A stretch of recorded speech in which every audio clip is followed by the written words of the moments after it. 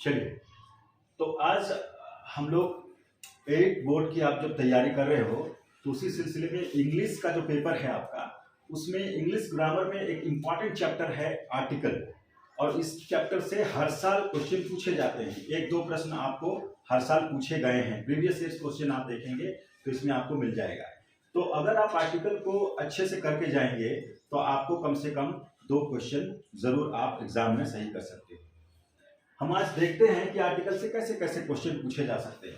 सबसे पहली बात कि आर्टिकल को तो आप पहले से जानते हो। आर्टिकल बेसिकली हम लोग जानते हैं कि ये 3 आर्टिकल होते हैं, अ, अन और द। ठीक है, द या दी भी कहीं कहीं हम लोग इसका यूज करते हैं। तो ये 3 आर्टिकल को से जब प्रश्न पूछे जाएंगे तब हम लोग देखेंगे कि इससे कैसे कैसे क्वेश्चन पूछे जाते हैं। आप लोग हिंदी में जानते हो स्वर वर्ण, जानते हो ना? तो हिंदी में स्वर वर्ण जानते हो, ठीक उसी को अंग्रेजी में वॉवेल्स कहा जाता है ना? और अंग्रेजी में वॉवेल्स कितने होते हैं? अ, आ, ई, आई, ओ और यू। ये 5 वॉवेल्स है। ठीक है, अ, ई, आई, ओ और यू। क्लियर है? हिंदी में इसको हम लोग स्वर वर्ण भी कहते हैं।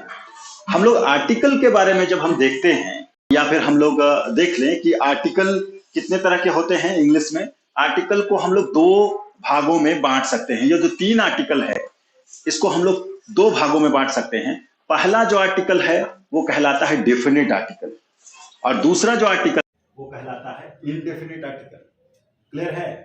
डेफिनेट आर्टिकल और इनडेफिनेट आर्टिकल। डेफिनेट आर्टिकल में सिर्फ द आता है। ठीक है, डेफिनेट आर्टिकल क्या है? द। और इनडेफिनेट आर्टिकल में है ये अ और अन दोनों प्रयोग होते हैं। ठीक है, तो अभी हम लोग यहाँ देखेंगे कि डेफिनेट आर्टिकल द का प्रयोग कैसे हम लोग करते हैं, और इनडेफिनेट आर्टिकल अ और अन का प्रयोग हम लोग कैसे और कहाँ करते हैं। तो सबसे पहले तो समझ लीजिए बारी बारी से, डेफिनेट आर्टिकल द क्या है कि ये स्पेसिफिक पर्सन, प्लेस और थिंग्स के साथ इसका प्रयोग होता है। डेफिनेट आर्टिकल का प्रयोग कहाँ होता है? विशेष व्यक्ति, स्थान और वस्तुओं के साथ इसका प्रयोग किया जाता है। और ये ऐसे वस्तुओं और चीजों के आगे हम इसको प्रयोग करते हैं जिनको हम पहले से भी जानते हैं। ठीक है, जिससे हम पूर्व परिचित हैं। ऐसे व्यक्ति, वस्तु और स्थान के नाम के आगे हम लोग डेफिनेट आर्टिकल का प्रयोग करते हैं। ठीक है, जैसे एक एग्जाम्पल यहाँ पर लिया गया है। जैसे आप इसको देख लीजिए कि जैसे मान लीजिए एक ये पेन है। ठीक है, ये पेन है। अगर इसको हम सिंपली लिखेंगे तो क्या लिख सकते हैं? This is a pen. Pen लिखते हैं, दिस इज अ पेन। अब यहाँ वस्तु का नाम क्या है? पेन। वस्तु का नाम क्या है? पेन। तो अगर हम इसके आगे अ लगाते हैं कि यह एक कलम है, तो क्या बुरा है? क्या ये गलत है? जी नहीं, ये गलत नहीं है। अब इसी को हम अगली लाइन में लिखते हैं, this is the pen I bought yesterday. This is the pen I bought yesterday. अब यहां पर देखिए, यहां पेन के आगे आर्टिकल चेंज हो गया है। देख रहे हो? यहां पेन के आगे आर्टिकल क्या हो गया है? चेंज हो गया है। यहां अ की जगह क्या लगा है? द। अब कहेंगे कि सर आपने यहां द का प्रयोग क्यों किया? आपने यहां द का प्रयोग क्यों किया? इन दोनों में से कौन सा सही है? अब पहले वाक्य में हम लोग देख रहे हैं कि दिस इज अ पेन, यह एक कलम है। ये तो सिंपली सेंटेंस हमने सही लिखा है, ये सही है। लेकिन दूसरी लाइन में लिखा है कि this is the pen I bought yesterday, यह कलम है जिसे मैंने कल खरीदा था। यह कलम है जिसे मैंने कल खरीदा था। अब इसमें देखो, मैंने कहा कि डेफिनेट आर्टिकल क्या है? ऐसे वस्तुओं के आगे उपयोग होता है उसका जिसको हम पहले से जानते हैं। अब इस कलम को हम कब से जानते हैं? एक दिन पहले से, क्योंकि एक दिन पहले से मैंने इसे क्या किया? खरीद रखा है। एक दिन पहले क्या किया है? इसको खरीदा है। इसलिए जब ये लाइन लंबी हो गई कि यह वो कलम है जिसे मैंने कल खरीदा था, तो पहले से परिचित है, तो इसलिए यहाँ पर इस पेन के आगे हमने इसमें द आर्टिकल यूज किया है।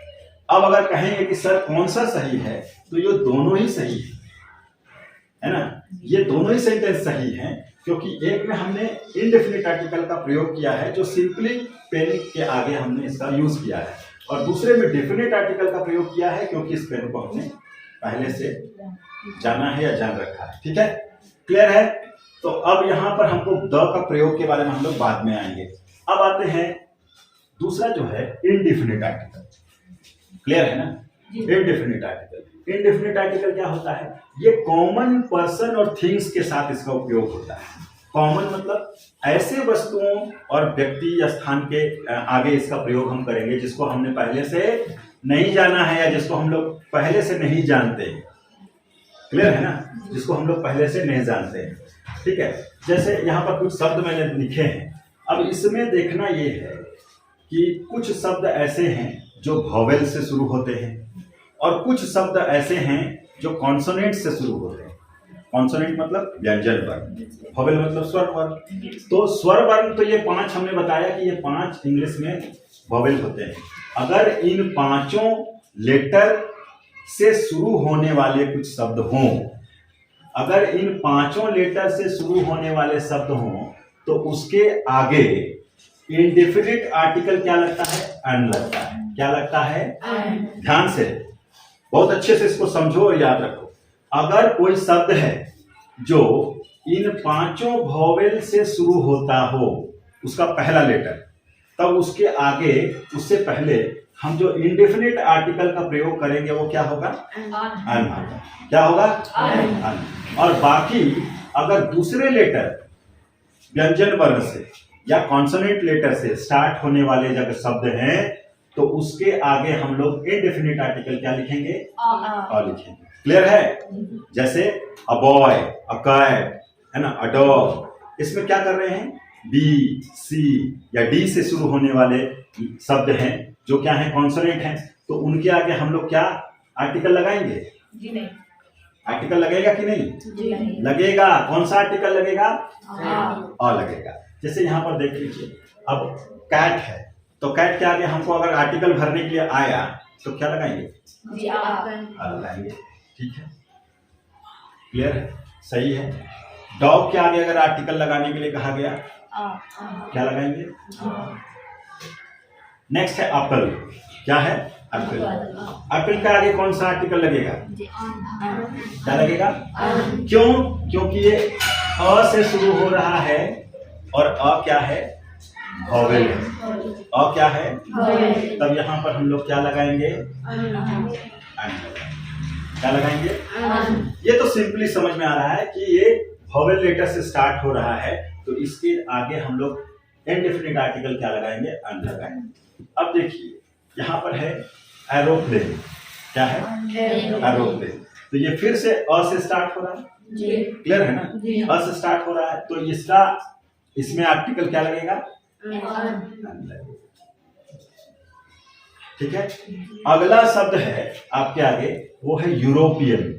यूरोपियन मतलब यूरोप महादेश, कंटिनेंट से रहने वाले लोगों को, वहां रहने वाले, यूरोप में रहने वाले लोगों को हम लोग क्या कहते हैं? यूरोपियन। जैसे हम लोग इंडिया में रहते हैं तो हम लोग इंडियन कहलाते हैं, उसी तरह से यूरोप में रहने वाले लोगों को हम लोग क्या कहते हैं? यूरोपियन कहते हैं। तो एक यूरोपियन व्यक्ति है, उसके आगे हम कौन सा वॉवेल, सॉरी कौन सा आर्टिकल यूज करेंगे? क्या होगा? बिल्कुल सही है, सही है ना? जी नहीं। अगर यूरोपियन, ठीक है, यूरोपियन के पहले अगर हम अन लगाते हैं, क्योंकि ये ई से शुरू है, आपने देख रखा है कि ई क्या है? वॉवेल है, इसलिए आपने कहा कि अन लगना चाहिए, लेकिन यहाँ पर ये गलत हो जाएगा। क्या होगा? गलत। क्यों गलत हो रहा है इसको ध्यान से रखिए। अब यूरोपियन हम लोग हिंदी में कैसे लिखते हैं? यूरोपियन हिंदी में कैसे लिखते हैं? यू ऐसे ही लिखेंगे, यूरोप ऐसे ही लिखाता है, तो यूरोपियन भी ऐसे लिखा है, ऐसे ही लिखेंगे। अब देखना, अब यहाँ हिंदी का कॉन्सेप्ट लेके आइए। हिंदी विषय में स्वर वर्ण और व्यंजन वर्ण को पहचानिए, क्योंकि इसका साउंड क्या आ रहा है। जब हम इसका उच्चारण करते हैं तो इसका साउंड क्या आता है उसको हमको देखना है, और वो साउंड जो है वो वॉवेल है कि नहीं। यहाँ हम लोग देख रहे थे कि यूरोपियन के आगे हम लोग अन नहीं लगाए हैं, अ लगाए हैं, तभी सही है। क्यों? क्योंकि हम लोग अगर इसको हिंदी में देखते हैं तो इसका जब हम यूरोपियन लिखेंगे तो इसका फर्स्ट साउंड क्या आ रहा है? य। फर्स्ट साउंड क्या आ रहा है? य। इसी कारण से साउंड पे डिपेंड करता है कि इसका साउंड क्या होता है, वॉवेल होता है या कॉन्सोनेंट। अगर वॉवेल साउंड होगा तो उसके आगे इंडेफिनिट आर्टिकल क्या लगेगा? एन लगेगा। और अगर कॉन्सोनेंट साउंड होगा तो उसके आगे इंडेफिनिट आर्टिकल क्या लगेगा? आ लगेगा। क्लियर है? तो यहाँ यूरोपियन में साउंड कर रहा था य, इसलिए हमने लगाया इसमें आ। क्लियर है? अब अगला जो वर्ड है क्या लिखा है? ये अम्ब्रेला। क्या है? अम्ब्रेला। अब यहाँ पर देखो इसका साउंड, पहले लेटर का साउंड क्या आ रहा है? अ। कैसा लेटर है? वॉवेल है ना। अ, आ, ये सब स्वर वर्ण में आते हैं। तो अ यहाँ पर क्या है? वॉवेल लेटर है, इसलिए इसके आगे क्या लगेगा? आर्टिकल एन लगेगा। क्लियर है? सही है। अब अगला देखो, अगला वर्ड है एमबीबीएस। जो डॉक्टर होते हैं वो क्या कहलाते हैं? MBBS doctor. ये डिग्री होती है एमबीबीएस। तो यहाँ पर कौन सा आर्टिकल हम लोग यूज करेंगे? एमबीबीएस। ठीक है। अगर हम इसको हिंदी में लिखते हैं, इसका उच्चारण, तो पहला साउंड क्या है? देखो एमबीबीएस। क्या है? अब यहाँ पहला लेटर क्या आया है? ए। क्या आया है? ए। तो क्या होगा इसमें आर्टिकल? क्या होगा? एन। क्या होगा? देखो आप लोग खुद ही अब बना पा रहे हो, समझ पा रहे हो कि इसमें किसमें कौन सा आर्टिकल यूज हम लोग करेंगे। तो इसी प्रकार के प्रश्न पूछे जाएंगे। अगर इनडेफिनिट आर्टिकल पूछा जाए तो कुछ इसी तरह से प्रश्न आएंगे। ठीक है। अब हम लोग वापस आते हैं डेफिनिट आर्टिकल की तरफ। तो डेफिनिट आर्टिकल क्या है? द। और पहले ही हमने बताया है कि डेफिनिट आर्टिकल का प्रयोग कहाँ करेंगे? स्पेसिफिक पर्सन, प्लेस और थिंग के साथ, वैसी वस्तु और स्थान के पहले जिसको हम लोग पहले से जानते हैं। यही कहा था ना। ठीक है। अब यहाँ तो एग्जांपल हमने देखा कि दिस इज अ पेन और this is the pen I bought yesterday. Clear है? ठीक है। अब हम लोग यहाँ देखेंगे कि द का प्रयोग हम कहाँ कहाँ कर सकते हैं, मतलब बिल्कुल करना चाहिए, और कहाँ हमें नहीं करना चाहिए। तो यहाँ हम लोग देख रहे हैं कहाँ कहाँ द का प्रयोग हम लोग को करना बहुत जरूरी हो जाता है। ठीक है। ये कंडीशंस हम लोग देख रहे हैं। तो सबसे पहले लिखा है रिवर के नाम के आगे, मतलब अगर हमारे देश और दुनिया की कोई भी नदी का अगर नाम है तो उसके आगे हमको द लगाना बहुत जरूरी है। जैसे द गंगा, देख रहे हो ना, द गंगा। उसी तरह से the Yamuna, the Yamuna. Clear है? तो इस तरह से अलग अलग नदियों के नाम के आगे अगर हमको आर्टिकल भरने के लिए कहा जाए तो क्या लगाएंगे? द लगाना जरूरी है। दूसरा है the name of holy books. तो हॉली बुक्स मतलब पवित्र धार्मिक ग्रंथ का नाम अगर आएगा तो उसके नाम के आगे क्या लगाएंगे? आर्टिकल द लगाएंगे। जैसे द गीता, क्या होगा? The Gita. The Bible, the Bible. The Quran. इस तरह से धर्म ग्रंथ के आगे कौन सा आर्टिकल लगता है? द लगता है। सेकेंड क्लाउज है नेचुरल सोर्सेस, मतलब प्राकृतिक वस्तु जो हमें प्रकृति द्वारा प्रदत्त हैं, वैसी चीजों का नाम अगर आएगा तो उसके नाम के आगे हम कौन सा आर्टिकल लगाएंगे? डेफिनिट आर्टिकल द लगाएंगे।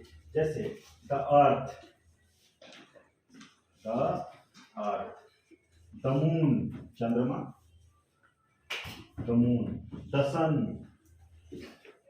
ठीक है, समझ में आ रहा है? The mountain, the reverse. इस तरह से प्रकृति द्वारा प्रदत्त चीजों का नाम अगर आएगा तो उसके आगे हम लोग क्या लगाएंगे? द लगाएंगे। नेक्स्ट है द नेम ऑफ न्यूज़पेपर्स, मतलब क्या? न्यूज़पेपर्स, समाचार पत्रों के नाम के आगे हमेशा क्या लगता है? द लगता है। जैसे द प्रभात खबर,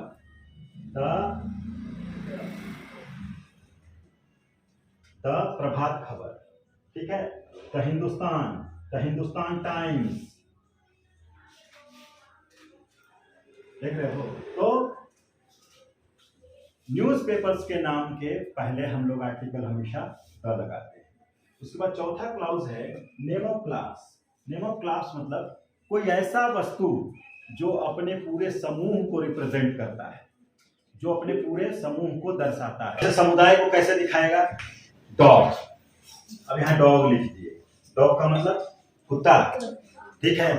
तो वो कौन से कुत्ते के बारे में बात कर रहे हैं वो पता नहीं है, वो पूरे कॉमन डॉग क्लास को रिप्रेजेंट कर रहा है। मतलब दुनिया में पाए जाने वाले किसी भी प्रकार के कुत्ते को कुत्ता ही बोलेंगे ना, डॉग ही बोलेंगे। तो इसलिए क्लास नेम रिप्रेजेंट कर रहा है द डॉग, ठीक है। द कैट, ठीक है। द काउ, द हॉर्सेस, इस तरह से क्लास नेम के आगे हम लोग द का प्रयोग करते हैं। एक चीज याद रखना, मैन और वुमेन, मैन और वुमेन, उसके आगे द नहीं लगता। द मैन, द वुमेन, ऐसे हम लोग नहीं लिखते, ठीक है। अगला है सुपरलेटिव फॉर्म्स। अब ये डिग्री ऑफ एडजेक्टिव की बात कर रहे हैं कि हम लोग एडजेक्टिव को अलग अलग डिग्रीज में पढ़ते हैं। तो डिग्री ऑफ एडजेक्टिव में जब हम सुपरलेटिव डिग्रीज की बात करते हैं तो सुपरलेटिव डिग्री में जो वर्ड आता है उसके आगे हमेशा द लग के आता है या द लगता है, इसको ध्यान रखना। जैसे यहाँ मैंने 3 वर्ड लिखा है, ये एडजेक्टिव है गुड, है ना।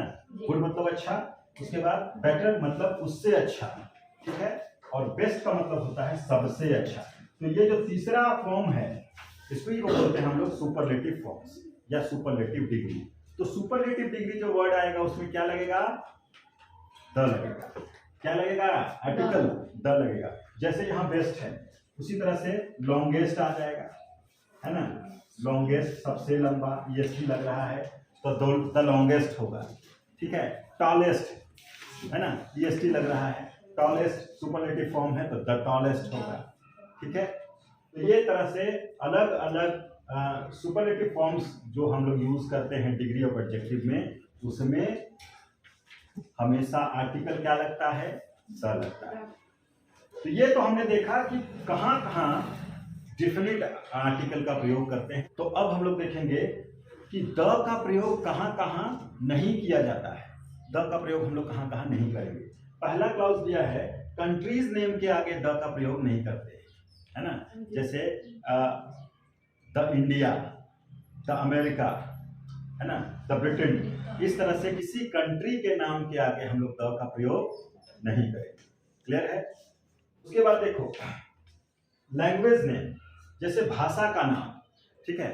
जैसे हिंदी, संस्कृत, इंग्लिश, तेलुगु, तमिल, ये सब अलग अलग जो भाषा है इसके आगे हम लोग द का प्रयोग नहीं करेंगे। द हिंदी, द इंग्लिश ऐसे नहीं लिखते। क्लियर है? उसके बाद है प्रॉपर नेम के आगे। प्रॉपर मतलब एक खास व्यक्ति का जब नाम लेंगे तब उसके आगे हम लोग द का प्रयोग नहीं करते हैं। जैसे द सीता नहीं कहते, द रोहित, ऐसे किसी नाम के आगे हम लोग द का प्रयोग नहीं करते हैं, ठीक है। क्लियर है? तो इस तरह से हमने देखा कि द का उपयोग या द का प्रयोग हम लोग कहाँ कहाँ करेंगे और कहाँ कहाँ नहीं करेंगे। तो इसी तरह से आपके एग्जाम में 1 या 2 क्वेश्चन जरूर से आर्टिकल से पूछा जाएगा और उसमें आर्टिकल को ऑप्ट करने का ऑप्शन रहेगा कि कौन सा आर्टिकल आप प्रयोग करेंगे, ठीक है। तो ये पूरा आर्टिकल जो भी बताया गया है उसको आप अच्छे से समझिए और उसका प्रैक्टिस कीजिए और एग्जाम में जाइए, तभी आपको निश्चित रूप से फायदा होगा, ठीक है। चलो, थैंक यू।